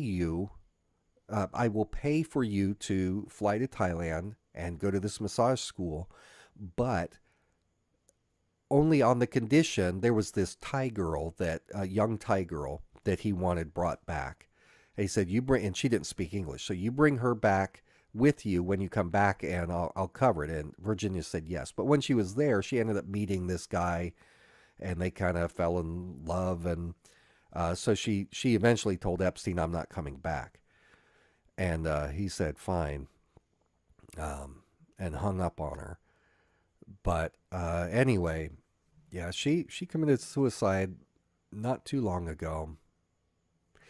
And that's definitely one of those incidents that makes...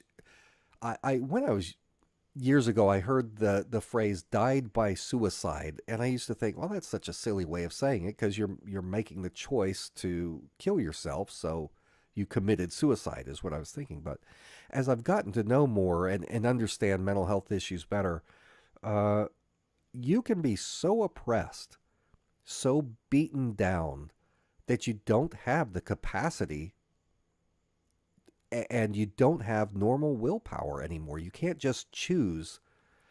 The need to escape the pain and suffering is so intense, so unrelenting, so powerful, that it's not simply a matter of someone being weak-willed or too depressed or wanting to get out. So died by suicide is a very appropriate way to describe how things ended up for Virginia. And she was also going through, there at the very end, going through some custody problems with her husband. They had just recently gotten separated, so awful. Silver Sailor says, love you, Jake. Keep up the great work. Thank you, and same to you. Yeah, Red Axis, you got some good comments there. Red Axis says, I watched all the Ryan Dawson, Whitney Webb, Ian Carroll. I talked years ago when Whitney was writing her book. She reached out to me, and we talked a little bit about Epstein. She's a very good writer. She's got a good... I like the way her mind works.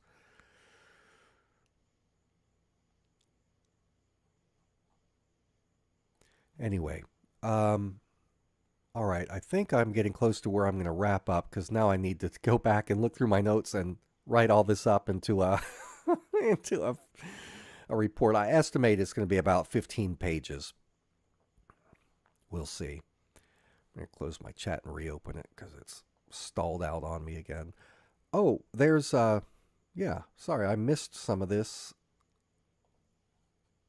because my chat wasn't flowing. John Poley says, "Send me email, please." Thank you, John, for your donation. John, it is Jake at blackstoneintel.com. Jake at blackstoneintel.com. Yeah, just send me your contact information and let me know it's for a letter. Make sure you guys, if you're requesting a letter, make sure you tell me that's what it is.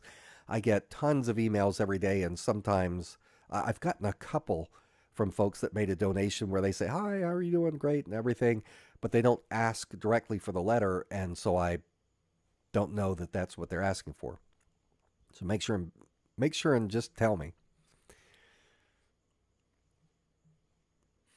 Kitty Cat says, "I hear Webb doesn't give credit others when she gets her material, or who she gets her material from." I don't know. I don't know. Several people saying do a deep dive on Mega.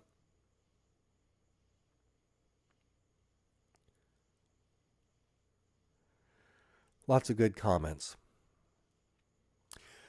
All right, everybody. Well, I think what I'm going to do is wrap this up so that I can get to work on doing the podcast. Usually, if I live stream, you would think I can just pull the audio from the live stream and publish that as the audio, but I'm kind of picky. I like for my audio to be really clean for the podcast, so I'll probably just redo this. So I've got hours left here before I always intend to. I am the worst at estimating time when I sit down because I get off on these tangents. I always think I'm going to keep this short, 30 minutes, and we'll be good, and then it just, you know how it is. All right. Well, I hope you guys enjoyed this information. Share this. Please share the link to this. People can support by, it doesn't have to be financial. Just helping my channel to get more exposure is super, super helpful. Sharing the links in social media. Share this link to Facebook, to Twitter, or wherever you happen to be. And that's super helpful. And you can also leave a little comment, not just in the chat, but after the stream is done, you can leave a comment there, and that helps show activity on it as well. Anyway, thank you guys. You're welcome, Political Foolishness, Mia Sagara, everybody, Stephen. So appreciative of you guys for hanging out with me, letting me rant for a while. I will talk to you again in the next day or two. I'll get this stuff. I'll stay up tonight. It's about midnight here. I'll work for a few hours on this, try and get these things ready to go out in the morning, the podcast and the report to Substack and Patreon. And then maybe I can do another stream tomorrow. If not tomorrow, then Friday. All right? You guys take it easy. Have a great night. Appreciate you all.